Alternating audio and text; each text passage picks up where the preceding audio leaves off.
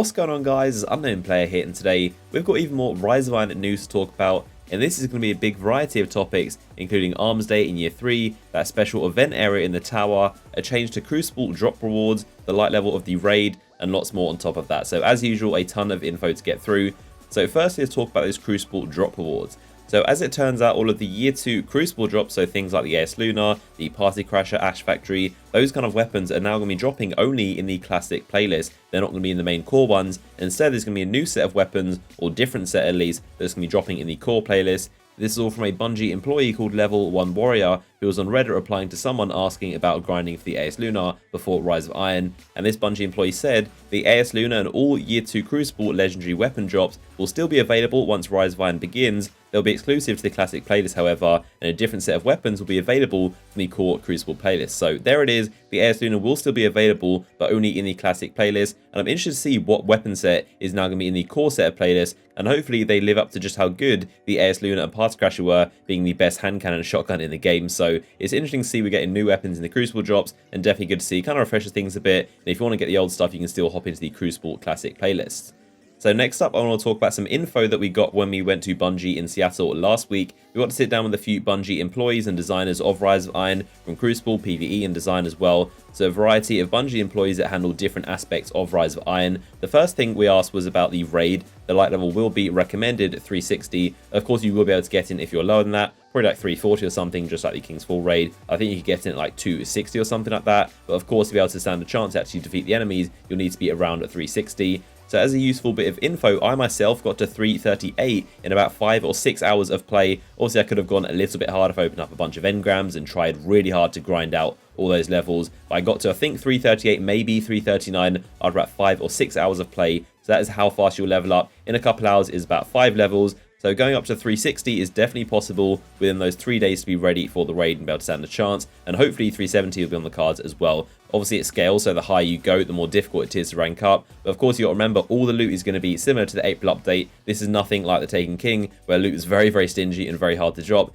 This is going to be the same level with the April update, where all the packages, all the engrams, all the drops, and all the rewards from your end game activities, they're going to drop above your light level. So you'll constantly be raising yourself, and it's not going to be as difficult as the Taken King. So I'm honestly not envisioning this to be too difficult. I don't think Bungie would give us that really short 3-day time period once again if the grinding would be so difficult. I think it's going to be slightly easier. Obviously not easy, the raid is still going to be very, very difficult. So while it won't be easy, it will be easier in my opinion, and it won't be anything like the Taken King trying to get to 290 in like 3 days, which was so difficult, and hopefully we can all get to 360 a lot more realistically.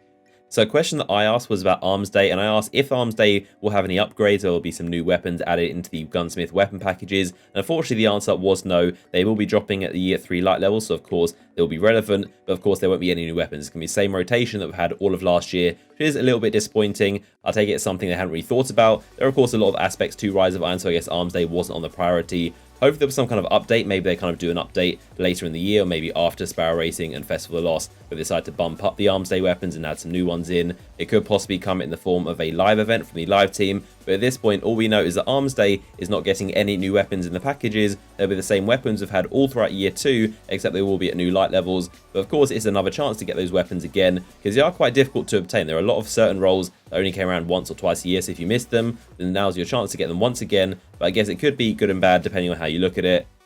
Another question we asked was about the back tower area, and if that's going to be left permanently open or permanently closed now that Iron Banner is going to be taking place in the Fell into Peak social space. So the answer we got is basically that they couldn't talk about it, and they didn't give us a yes or a no, that would be open or closed. They simply said we can't talk about that right now. So that could mean a variety of things. Maybe they're still thinking of what to do with it. Maybe it's closed, they didn't want to disappoint us. Maybe it's going to be open and there's some kind of secret event going there. But right now they said they couldn't talk about it, which to me kind of indicates there might be something going on that they want as a surprise, and they don't want all of us knowing about it. And maybe when Rise of Iron launches, there'll be something cool going on in that event area. That's my optimistic view, but maybe it's just closed permanently. Who knows at this point? I think it would be a bit disappointing if the area was closed permanently for pretty much all of Year 3, because neither Festival of the Lost or Sparrow Racing League do actually take place there. So I can't see any opportunity where it would actually be open. That would mean technically it might be closed for the entire of Year 3, which I think is such a waste. It's such a nice area. I think it's most people's favourite spot in the tower. It's got really nice views, just a generally nice place. And it's kind of quiet, no vendors there. So I think it would be cool to just open up And if you think about it, there's actually a dead ghost shell on one of the railings in that area. So if you're new to Destiny, you might never be able to get that ghost shell if the area is permanently closed. So that's interesting as well, but those are my thoughts on that tower area.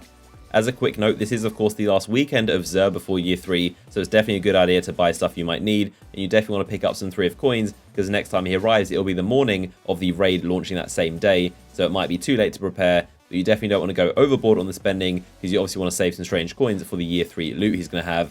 So Bungie also announced that on Monday there's going to be a hotfix 2.4.0.1 and also 0.2, and this is going to be in preparation for the Rise of Iron, of course, being the next day. And the main thing is that the film grain effect is going to be removed, thankfully. So that fuzzy effect you can notice, especially in dark areas, is finally going to be removed. Now, next up was a pretty interesting article from Polygon, where they mentioned the Trickle modifier to Bungie and asked what's going to happen with that in the Rise of Iron. Of course, Trickle is one of the most hated modifiers. It makes your super, grenade, and melee really slow and basically slows down your abilities. It's not a very fun modifier to play with. Now, Bungie responded saying, I can totally understand the game is a little less fun when you can't use your super. That's something we'll certainly look at and make some adjustments to. It exists in Rise of Iron, and I know we've tried to use it a lot less and only when appropriate, so you'll be seeing it less for sure.